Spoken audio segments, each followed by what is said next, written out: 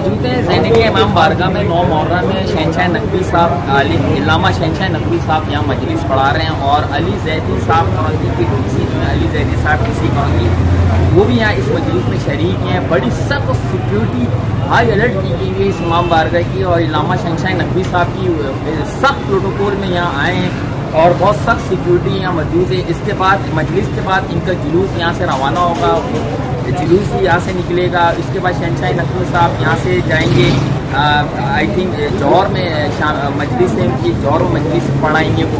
और अभी बहुत सख्त सिक्योरिटी में यहाँ से इन्होंने जो है मजलिस का इंतजाम किया है। कैमरामैन अलीरा जी के साथ फैज़ान अहमद टीवी कराची। ये इमाम बारगाह इमाम हुसैन का मदरसा है ना। सन 61 हिजरी में इमाम हुसैन ने जिस आलमी ओपन यूनिवर्सिटी की बुनियाद रखी थी ना, कोरंगी में ये उसका कैंपस है। ये जितने इमाम बारगाह हैं सब इमाम हुसैन की यूनिवर्सिटी के कैंपस हैं।